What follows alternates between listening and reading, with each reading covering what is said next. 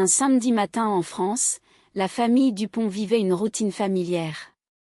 Le père, Georges Dupont, dormait encore paisiblement, tandis que sa femme, Élise, préparait le petit déjeuner. Leurs fils, Lucas et Gaspard, étaient absorbés par un jeu vidéo, profitant de l'absence de leur père pour se battre sans relâche. La mère était occupée, et c'était l'occasion rêvée pour les garçons de se livrer à leur compétition sans être dérangés. Le perdant devrait s'acquitter de diverses corvées, sortir les poubelles, surveiller le robot aspirateur, faire la vaisselle. Mais dans leur famille, il y avait un dicton, les vainqueurs ne sont jamais jugés. Les frères avaient scellé leur accord d'un coup de poing, un geste qui signifiait qu'ils s'étaient engagés. Élise, bien consciente des manigances de ses fils, feignait l'ignorance. Aujourd'hui, elle avait besoin de tranquillité, car elle et Georges étaient invités à un banquet en l'honneur de l'anniversaire de leur patron.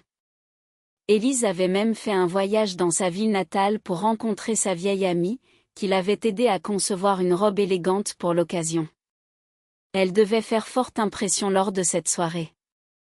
Mademoiselle Dupont plaisantait souvent son amie Lucie, évoquant un terme qui, autrefois, désignait uniquement les femmes mariées, mais qui était désormais utilisé dans toutes les sphères sociales pour les femmes de statut respectable. Élise réfléchissait à cette appellation. Georges était directeur d'une filiale d'un grand groupe agricole, et elle se demandait si elle pouvait être appelée ainsi, en raison de son statut. Tout en cuisinant des crêpes, elle sortit un pot de crème fraîche du réfrigérateur, une spécialité de sa famille qui avait toujours eu des produits laitiers frais. Ses parents, qui possédaient 2 vaches, adoraient gâter leur fille et son mari avec des produits naturels.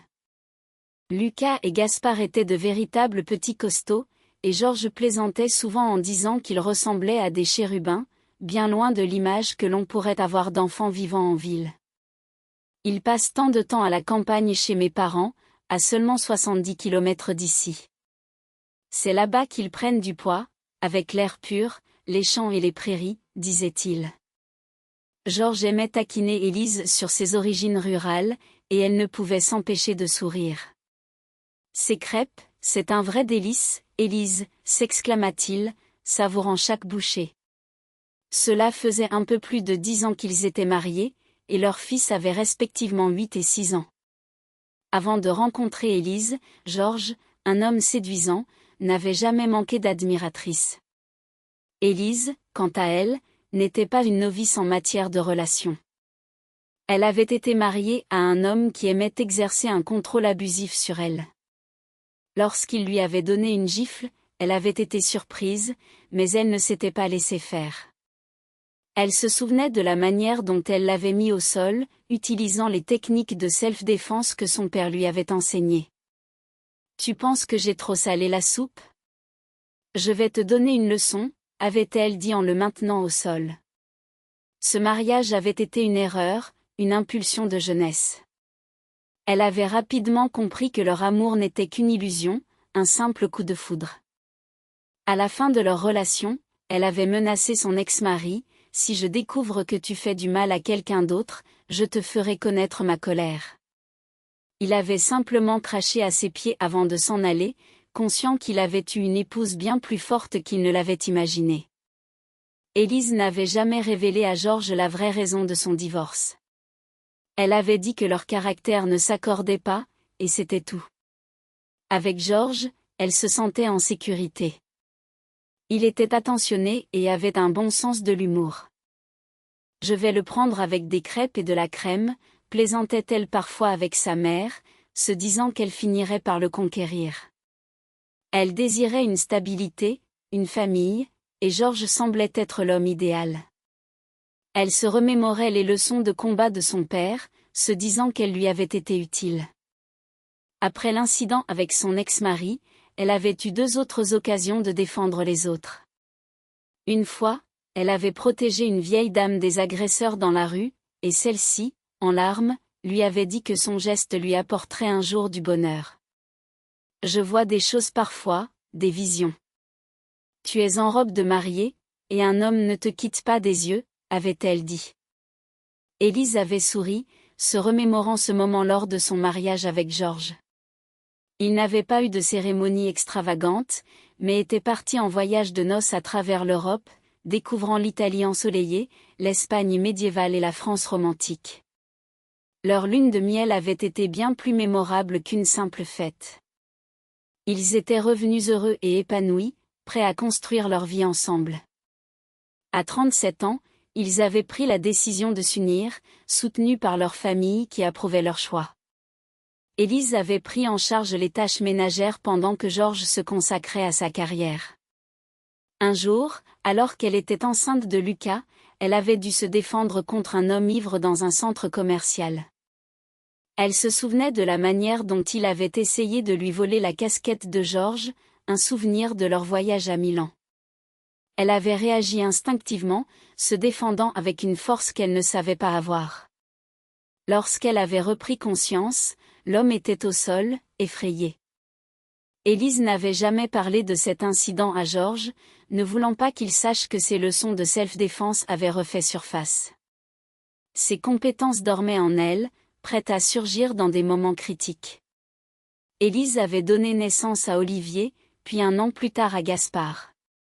La maternité l'avait absorbée complètement pendant un long moment.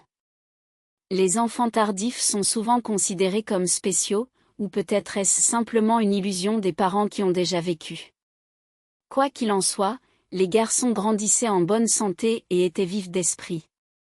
Ils avaient commencé la maternelle un peu tard, seulement après 5 ans, car Élise avait voulu les élever elle-même jusqu'à ce moment-là. Georges avait insisté pour qu'elle ne cherche pas de travail après son congé maternité. Les 3 hommes de la maison, le grand et les 2 petits, étaient déjà très gâtés par les soins attentifs de leur mère, toujours vêtus de vêtements propres et repassés. Qui pourrait renoncer à un tel soin? Élise ne restait pas inactive pour autant. Elle se passionnait pour la broderie, créant des tableaux en perles que des clients réguliers achetaient avec enthousiasme. C'était un hobby pour elle, un plaisir esthétique pour les autres. Elle aimait travailler sur des thèmes homogènes, que ce soit des illustrations de contes, des séries d'icônes ou des natures mortes avec des fleurs des champs. La famille de Savoie vivait paisiblement, sans drame ni trouble. Cependant, tout changea lorsque Georges décida de remplacer son assistante, une femme compétente mais âgée, par une jeune femme dynamique et citadine. Ninon, fière de ses origines dans la capitale, avait obtenu un diplôme prestigieux avant de suivre son mari dans une ville de province. Que faire quand celui-ci était nommé à un poste important dans une entreprise loin de Paris? Dans son nouveau poste, le mari de Ninon ne trouva rien de mieux que de prendre une maîtresse. Une maîtresse qui ne manquait pas de charme. Ninon, furieuse, découvrit que son mari avait trouvé une femme de la campagne et cela ne lui plaisait guère. Elle se retrouva mise à la porte, réalisant que son mari cherchait simplement une excuse pour la quitter. À partir de ce moment, toutes les femmes ayant un lien avec la campagne devinrent pour elle des rivales redoutables. Elle dut ressortir son diplôme de secrétaire et chercher un emploi pour survivre. C'est ainsi qu'elle se retrouva dans le bureau de Georges Savoie. À ce moment-là, Georges était déjà lassé de sa propre femme. Il voyait en Ninon un visage frais, un corps soigné, des ongles d'un rouge éclatant, et il interprétait cela comme un signe qu'il était temps de se divertir. Après tout, qui a dit qu'un homme expérimenté ne pouvait pas se laisser tenter? Ninon ne prétendait pas vouloir remplacer Élise, mais elle ne pouvait ignorer son désir d'être la seule femme dans la vie de Georges. Ninon exigeait simplement une admiration inconditionnelle pour tout ce qui était urbain, rejetant tout ce qui était rural. Elle ne pouvait pas dire où se trouvaient les limites entre les deux. Au restaurant, elle commandait toujours du saumon à la vapeur avec des légumes, ignorant que ces légumes pouvaient venir de la campagne. Elle buvait son café avec du lait d'amande, évitant le lait de vache qui lui donnait des rougeurs. 2 semaines après le début de sa liaison avec la secrétaire, Georges commença à la considérer comme allergique à la vie rurale, et son regard sur Élise changea. Parfois, il lui semblait même que sa femme sentait le foin ou, pire, le fumier. Il ne pouvait cependant pas se passer de la cuisine d'Élise. Quand elle l'appelait à table, il accourait en disant « Élise, Ce n'est pas un repas, c'est un festin. Il se vantait des produits de la ferme de ses parents, des œufs aux jaunes éclatants, et il adorait la viande de lapin mijotée à la crème. Georges ne se souciait guère de sa conscience, ayant passé la veille à louer les plats japonais qu'il dégustait avec Ninon. Pour lui, le bonheur d'un homme se trouvait dans les tartes faites maison et les douceurs. Un samedi matin, bien reposé, Georges annonça à sa femme qu'il avait reçu l'adresse d'un restaurant où se tiendrait un banquet. Quelle coïncidence, le lieu a changé à la dernière minute. J'ai entendu dire que c'est l'endroit le plus tendance de la ville. Je vais te commander un taxi, et je partirai un peu plus tôt. Nous préparons une surprise pour notre patron. Il ne mentionna pas qu'il prévoyait de passer un moment avec Ninon avant le banquet. Élise ne devait pas compromettre son image de directeur d'entreprise. Élise ne montra pas son nouveau vêtement à Georges, souhaitant lui faire une surprise. Bien qu'elle ne soit pas une grande fan des soirées, cette fois, le haut management insistait pour un format familial. Elle se prépara donc, prenant un moment pour elle. Dans la baignoire, elle se détendit avec des bulles parfumées, laissant ses cheveux tomber librement, loin de son habituel chignon. Elle choisit une robe bleu foncé ornée de motifs colorés, inspirée par un magazine de mode des années 60. C'était un style rétro-romantique, et Élise avait toujours pensé que les femmes de cette époque étaient particulièrement féminines. Ses parents arrivèrent peu après et furent émerveillés par sa tenue. Sa mère, émue, s'exclama : « Ma chérie, quelle nostalgie de mon enfance.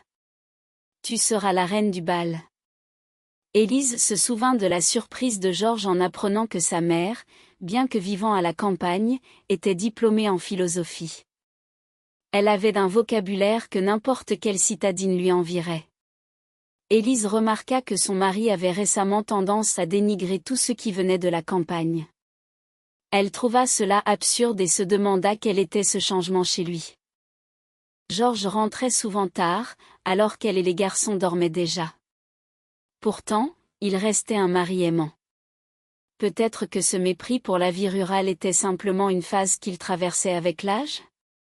Encouragée par les compliments de ses parents, Élise prit un taxi à l'heure convenue. Le trajet vers le restaurant n'était pas court, mais elle ne s'en souciait pas. Elle appréciait la belle journée, le ciel dégagé, et la ville qui se vidait de ses habitants. Le soleil, bien qu'encore haut, commençait à se faire plus doux. Le restaurant, comme Georges l'avait décrit, semblait flotter sur un étang, entouré de nénuphars. Élise fut émerveillée par le paysage, se rappelant qu'autrefois cet étang était à l'abandon. Georges lui avait expliqué qu'il avait été rénové grâce à l'aide d'un mécène local. Le restaurant était devenu très populaire, accueillant même un orchestre philharmonique. Élise chercha son mari des yeux, mais il n'était pas là. Elle décida de se promener dans l'allée ombragée. De nouveaux invités arrivaient, certains admirant les nénuphars. Pour éviter la foule, elle s'éloigna davantage jusqu'à ce qu'elle entende une voix familière. Elle fut surprise de voir Georges en conversation avec Ninon, qui semblait insister pour qu'il divorce. « Qu'est-ce qui te prend aujourd'hui ? Tu n'as jamais parlé de ça auparavant. » « Ma femme arrive bientôt, et je dois aller à l'entrée, » lui dit Georges, visiblement agacé. « Je ne te retiens pas, mais je ne veux plus être ta maîtresse. » « J'ai besoin de stabilité et d'engagement, » répondit Ninon avec détermination. « Ce n'est pas le moment, » rétorqua Georges, frustré. « Nous en parlerons plus tard. » À ce moment-là, il sortit de derrière un buisson fleuri et heurta Élise sans s'en rendre compte. Il comprit immédiatement qu'elle avait été témoin de sa conversation avec Ninon, et sa colère ne fit que grandir. Élise observait son mari, Georges, avec une intensité qui frôlait l'angoisse.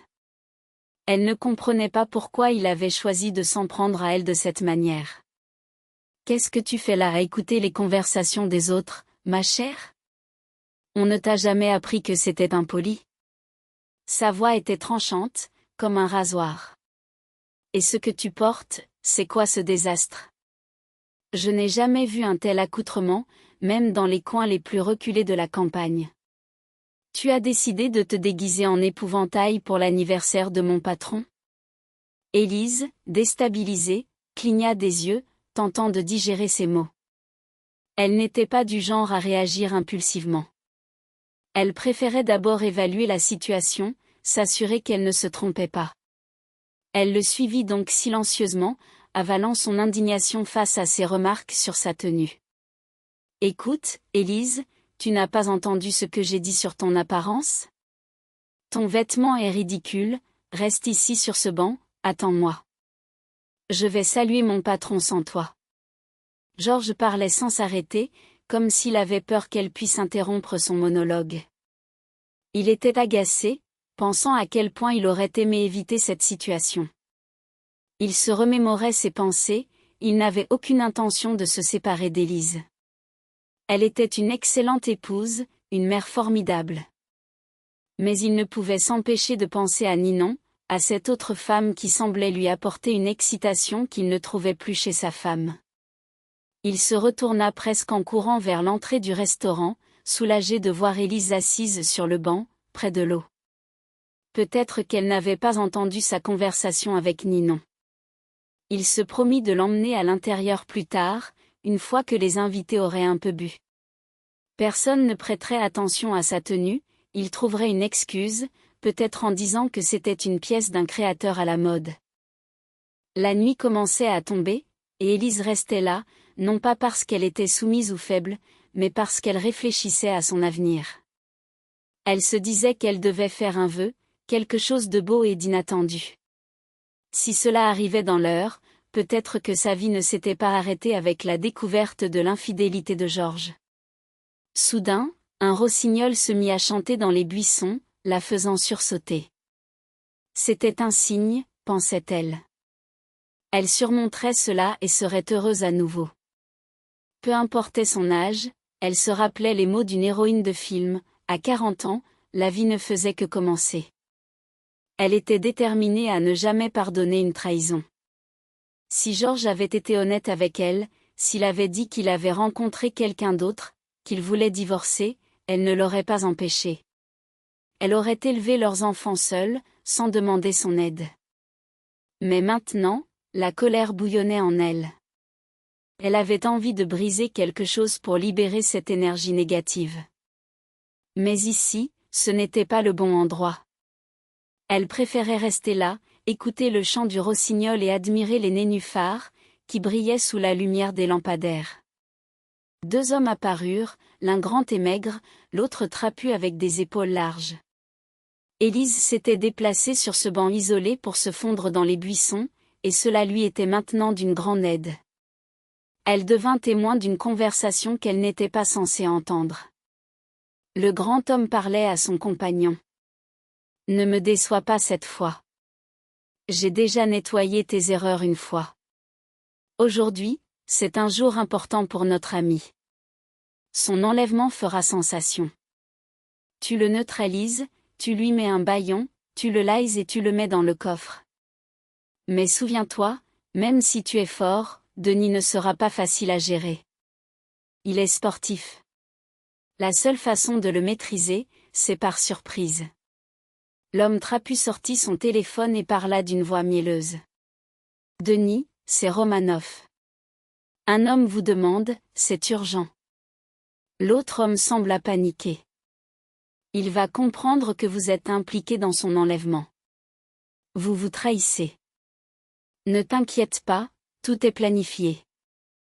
Un livreur arrive avec un cadeau coûteux pour l'anniversaire de l'un de nos partenaires. » Élise, en entendant cela, sentit une montée de colère. Georges, avec ses remarques sur elle, et maintenant ces hommes complotant quelque chose de sinistre, tout cela l'irritait profondément. Elle avait envie de crier, de faire quelque chose, mais elle savait qu'elle devait rester calme. L'homme trapu s'approchait de l'entrée du restaurant, et Élise, toujours assise sur son banc, se sentait prête à exploser. Elle avait l'impression que la colère qui l'habitait pourrait détruire tout sur son passage. Soudain, un jeune homme portant un énorme bouquet de roses rouges et un colis coloré apparut sur les marches du restaurant. Il semblait épuisé, et au moment où il atteignit le haut des marches, le propriétaire de l'établissement, souriant, s'approcha pour prendre le cadeau. Mais un rugissement retentit, et la scène se transforma en un véritable thriller. Une femme en robe de soirée se jeta sur l'homme trapu, comme une panthère enragée. Ils tombèrent au sol dans une lutte désespérée. Denis, le patron, ne savait pas quoi penser. La femme, qui semblait familière, lui demanda : « Que faites-vous là, Denis ? Aidez-moi à le ligoter. » Sans poser de questions, il observa la femme, intrigué. « Que faisons-nous avec lui ? Vous vous amusez à chasser les hommes quand vous vous ennuyez ? » Élise expliqua rapidement la situation, résumant la conversation qu'elle avait entendue. Le chef de la sécurité et le patron échangèrent un regard complice. Ils savaient à qui appartenait ce complot, mais ne dirent rien à voix haute. Denis tendit la main à Élise pour l'aider à se relever. Son homme emmena l'agresseur, tandis que le patron se tournait vers elle. « Vous êtes bien en forme, nous nous connaissons ? Je suis Élise, la femme de Georges Sokolov. Il est à votre anniversaire, et je ne voudrais pas qu'il apprenne que j'ai provoqué une bagarre ici. » « Je ne dirai rien, soyez tranquille, » répondit-il. « Merci pour votre aide. Je ne m'attendais pas à ce qu'une femme que je connais à peine se batte pour moi. Votre robe est pleine de boue, mais nous allons arranger cela. » À l'intérieur, Georges, distrait par les boissons, avait presque oublié qu'Élise était seule sur le banc. Il lorgnait une nouvelle employée, pensant à l'inviter à danser. Lorsqu'il se dirigea vers les toilettes, il se dit qu'il devrait aller saluer Denis avant de décider s'il devait ramener Élise dans cette robe ridicule. Les critiques de théâtre auraient eu du mal à choisir une récompense pour la performance de Georges. En 5 minutes, son visage avait exprimé une gamme d'émotions, de la surprise à une fausse douceur. À sa droite, sa femme, dans cette robe impossible, était maintenant vêtue d'un long tablier de chef. La scène était comique, mais cela ne semblait pas déranger Denis. Georges, réalisant qu'il cherchait sa femme, s'approcha d'elle. « Élise, où étais-tu ? Je commençais à m'inquiéter. » Élise, après les événements récents, se jeta sur la nourriture, affamée. Denis, lui, avait aussi un appétit féroce. « Je suis affamé depuis des heures, allons manger ensemble. » Élise, en entendant cela, se dit qu'elle préférait rester loin de Georges. Elle avait ressenti une douleur profonde pendant cette lutte, une désespérance qu'elle ne pouvait ignorer. Denis, comprenant cela, l'accompagna en cuisine, prêt à l'aider à se relever. Léna se tenait devant le miroir, un sourire nerveux aux lèvres. Elle avait réussi à nettoyer les taches de son élégante robe de soirée, mais le long tablier blanc qu'on lui avait passé la faisait ressembler à une véritable paysanne. Elle se mit à rire, se disant que son mari avait raison. Elle était devenue une sorte de scarecrow de village, prête à effrayer les corbeaux. Mais aujourd'hui était un jour de nouvelles découvertes, et elle décidait de considérer sa tenue comme une déclaration de liberté vis-à-vis des jugements de la société. Denis, quant à lui, était dans un état d'euphorie. En compagnie de la femme de son subordonné, il semblait avoir retrouvé un souffle de vie. Tout autour de lui prenait des couleurs vives.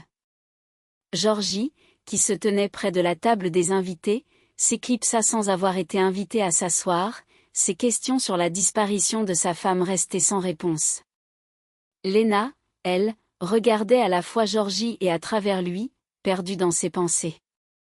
Sokolov, ne sachant comment agir, choisit de quitter le champ de bataille verbal.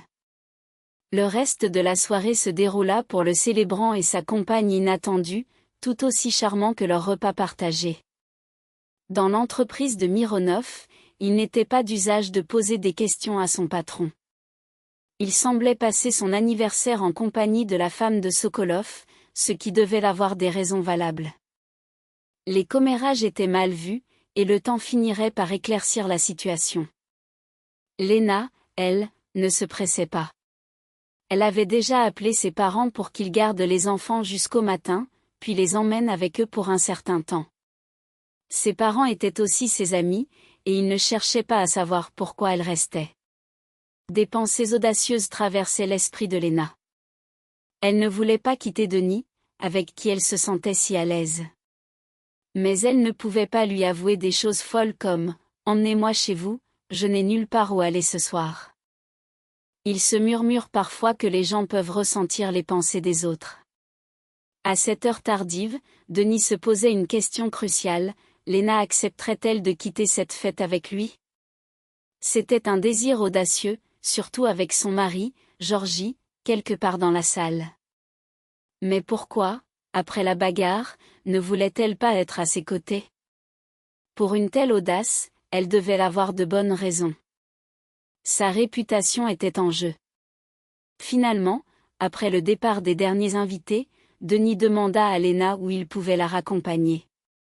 Elle répondit honnêtement, si seulement je savais où aller. Cela peut sembler absurde, mais ma vie a changé aujourd'hui, et je ne sais pas comment je vais vivre avec ça. Il hocha la tête, comprenant tout. D'un geste, il l'invita à monter dans sa voiture, où son chauffeur l'attendait déjà. Il la conduisit à sa maison de campagne, où il n'y avait personne. La grande lune jaune se glissait par les fenêtres. Un gros charrot dormait paresseusement sur le porche. En voyant son maître, il se leva et se mit à ronronner. Denis caressa son dos et dit « Je ne suis pas seul ce soir, mon petit vagabond. Accueille notre invité, nous allons préparer du café. » Le chat entra le premier dans la maison, tandis que Lena hésitait sur le seuil. Comprenant son embarras, Denis dit doucement « Je suis bien au-delà de l'âge où l'on ramène une amie pour une nuit. Je n'ai aucune intention de ce genre. Entrez librement, faites comme chez vous. Nous vivons ici, juste Bosman et moi. » Lena essaya de se souvenir de ce qu'elle savait sur la vie personnelle de son patron, son mari. Les informations étaient rares. Il était divorcé depuis longtemps, et on ne l'avait pas vu en couple depuis. Les rumeurs disaient qu'un homme comme lui ne pouvait pas être sans charmante compagne. Ses 2 enfants vivaient apparemment à l'étranger.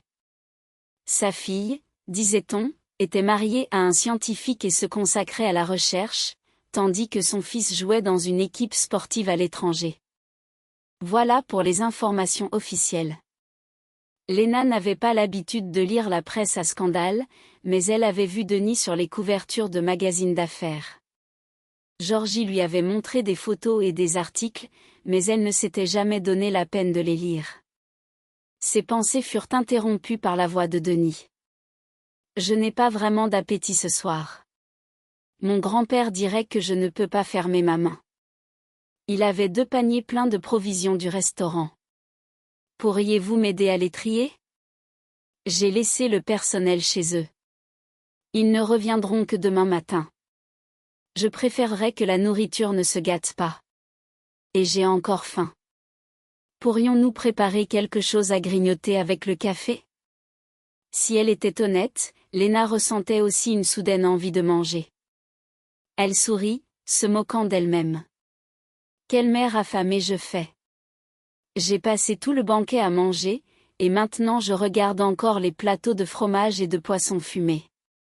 Ce n'est pas vraiment un dîner de nuit. Mais peu importe. Ce soir était une nuit de révélation, et elle ne voulait pas s'arrêter là. Elle rangea les provisions dans 2 grands réfrigérateurs de la cuisine, puis, de manière inattendue, demanda à Denis de se déplacer sur la véranda. Une pluie battante avait commencé, et elle avait l'impression que même par les fenêtres ouvertes, l'air frais et l'odeur de l'ozone pénétraient dans la maison. Un vieux film lui revint en mémoire, celui qu'elle avait vu enfant avec ses parents, intitulé « Et la pluie efface toutes les traces ». Elle souhaitait ardemment que cette pluie purifie son âme, effaçant les derniers vestiges d'attachement à Georgie. Elle ne voyait pas Denis comme un nouvel amant, mais comprenait que les circonstances les avaient réunis ce soir. Peut-être que le destin leur offrait une chance de recommencer à zéro, et cela la ravissait. Lena se remémora Sokolov, qui lui avait donné le signal d'agir près du restaurant exotique. Elle sourit chaleureusement, et voilà que Denis apparaissait avec 2 tasses de café fumant. Elle lui tendit une assiette de sandwich qu'elle avait préparée à la hâte et demanda : « Vous ne comptez pas dormir après une soirée aussi animée ? Une telle dose de café vous gardera éveillé jusqu'au matin. Êtes-vous sûr que c'est ce dont vous avez besoin ? » Denis la regarda attentivement, puis répondit : « Vous ne pouvez même pas imaginer ce qu'un homme de 50 ans vient de désirer. Je veux me confesser à vous, comme ce fameux compagnon de voyage dans un train avec qui nous sommes parfois si ouverts. Accepteriez-vous d'être mon confesseur, Léna ? Si cela ne vous dérange pas, j'aimerais entendre votre histoire, ce qui s'est passé dans votre vie avant aujourd'hui. Je ne sais pas encore où cela nous mènera. Peut-être vers une grande amitié sincère ou quelque chose de plus. Mais je n'ai jamais ressenti un tel besoin de tout raconter à une femme sans rien cacher. Pas pour donner une interview, pas pour discuter d'un épisode avec ceux en qui j'ai confiance, mais pour changer ces 50 années qui sont désormais derrière moi. Et d'abord, passons au tutoiement. Cela rapproche. » Ils avaient déjà bu le café et mangé les sandwichs. Dehors, la pluie continuait de tomber, apportant une fraîcheur tant attendue. Denis ne pouvait s'arrêter de parler cette nuit-là. Avec Léna, il revivait 50 ans de sa vie à travers des souvenirs. Son enfance étrange avec une mère pas tout à fait équilibrée, ancienne ballerine, qui n'avait jamais pu lui pardonner son arrivée inattendue. Denis, fruit non désiré d'une brève romance avec un admirateur du ballet. Sa mère, qui avait toujours eu des liaisons avec des hommes séduisants, se retrouvait maintenant avec un enfant à élever. Elle était très mince, presque maladive. Son père, vivant dans une région rurale éloignée, ne cessait de se plaindre. « Alia, que fais-tu de toi ? Tu es un squelette ambulant. Quel homme voudrait d'une telle créature ? » Il ne comprenait pas que sa fille, belle comme une poupée en porcelaine, avait des admirateurs depuis son plus jeune âge. Elle se rendait à des cours de danse 3 fois par semaine, prête à tout sacrifier pour réaliser son rêve. Alia apprenait les bases de l'art du ballet, mais son destin était déjà scellé. Elle ne danserait jamais dans les plus grands théâtres. Elle se contentait de peu, se produisant dans des spectacles de groupe, ce qui lui permettait de danser et d'être ballerine, sans rien demander de plus. Des bouquets de fleurs de spectateurs, des invitations à des dîners, parfois même des voyages à la mer avec des amants. Tout cela était le prix de sa beauté. Et puis, la naissance de Denis était survenue comme un coup du sort. Sa grossesse n'avait pas altéré son physique, mais avait détruit son âme. Elle en venait presque à haïr l'enfant. Quand ce cauchemar de maternité prendrait-il fin pour qu'elle puisse retourner sur scène ? Le temps passait, et elle ne voulait pas devenir une ballerine ratée. Son grand-père, quant à lui, était un homme robuste et travailleur, labourant la terre où aucune machine n'était encore passée. Quand Denis eut 1 an, sa mère s'en débarrassa avec un enthousiasme déconcertant. Elle s'en alla avec un nouvel amant, laissant le petit garçon aux soins de ses grands-parents. La route la plus proche était à 20 km, et les bus ne passaient même pas tous les jours. C'était la campagne profonde. Denis grandissait ainsi, témoin de la vie simple de la ferme. Au printemps et à l'automne, son grand-père labourait le champ avec un cheval, semant à la main. Dès son plus jeune âge, Denis comprenait ce qu'était le blé d'hiver et le blé de printemps, et quand il fallait attendre la récolte. Avec son grand-père, il était plus qu'un petit-fils, il était un ami. Celui-ci savait remplacer à la fois sa mère, son père et même sa grand-mère.